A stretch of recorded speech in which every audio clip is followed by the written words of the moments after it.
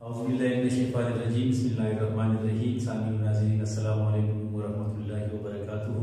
Urdu grammar کے ساتھ آپ کی خدمت میں حاضر ہوں۔ آپ سے گزارش ہے اس چینل کو سبسکرائب کریں، یہ ویڈیو لائک کریں اور ساتھ ساتھ یہ ویڈیو آخر تک دیکھیں تاکہ آج کے عنوان کے حوالے سے تمام باتیں آپ کی سمجھ میں اچھی طرح آ جائیں۔ آج اردو گرامر میں ہم نے جس عنوان کا انتخاب کیا ہے وہ ہے قافیہ اور ردیف، یعنی قافیہ اور ردیف سے کیا مراد ہے، ان کی لفظی معنی کیا ہے اور اصطلاح میں ان دونوں سے کیا مراد ہے۔ تو سب سے پہلے ہم لیتے ہیں قافیہ کو۔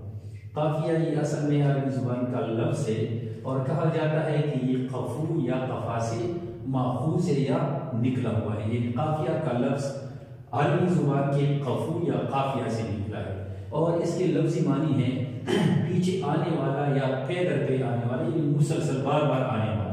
کیونکہ یہ لفظ بار بار آتا ہے اسی لیے اس حوالے سے اس کے یہ لفظی معنی ہے۔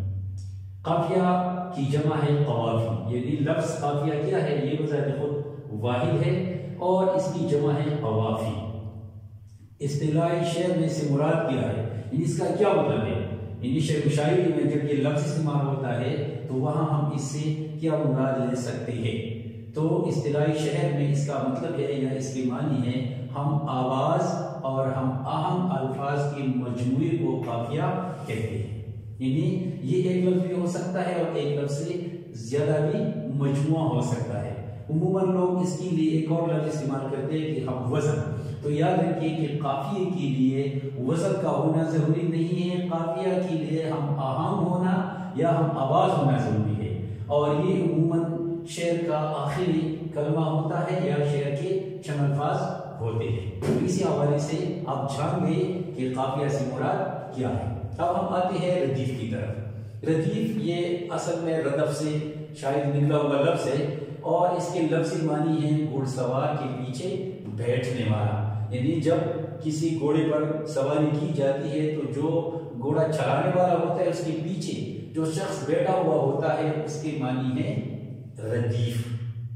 اور اصطلاحی شعر میں سے کیا مراد ہے، یعنی شعر و شاعری میں جب ہم یہ استعمال کرتے ہیں تو اس لفظ کی معنی کیا ہے، اس کے معنی ہے قافیہ کے بعد جو کے تو یا بار بار دہرایا جانے والا لفظ یا الفاظ کا مجموعہ، یعنی ردیف بھی ایک لفظ ہو سکتا ہے اور الفاظ کا مجموعہ بھی ہو سکتا ہے، لیکن شرط یہ ہے کہ اس میں کوئی تبدیلی نہیں ہوتی، یعنی یہ قافیہ کے بعد جو کہ تو یا بار بار دہرایا جانے والا ایک لفظ ہوتا ہے یا الفاظ کا مجموعہ ہوتا ہے، یا شعر میں مینو عن دہرایا جانے والا لفظ یا الفاظ کا مجموعہ وہ کیا کہلاتا ہے، ردیف کہلاتا ہے۔ اور یہ لفظ یعنی ردیف جس غزل میں آتی ہے اس کو مردف غزل کہتے ہیں، یعنی ردیف والی غزل، اور جس میں ردیف نہ ہو تو اسے کہتے ہیں غیر مردف غزل، یعنی ردیف کے بغیر غزل۔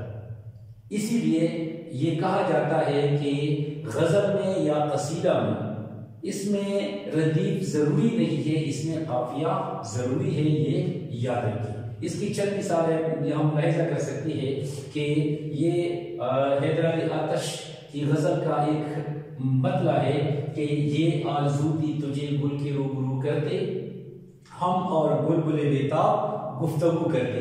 یہاں آپ دیکھیے اس شعر میں اس مطلع میں روبرو اور گفتگو یہ کیا ہے، یہ ایک آواز والے الفاظ ہیں، لہٰذا ان کو ہم کہتے ہیں قافیہ۔ تو اس غزل کا قافیہ یہاں پر ہے روبرو اور گفتگو۔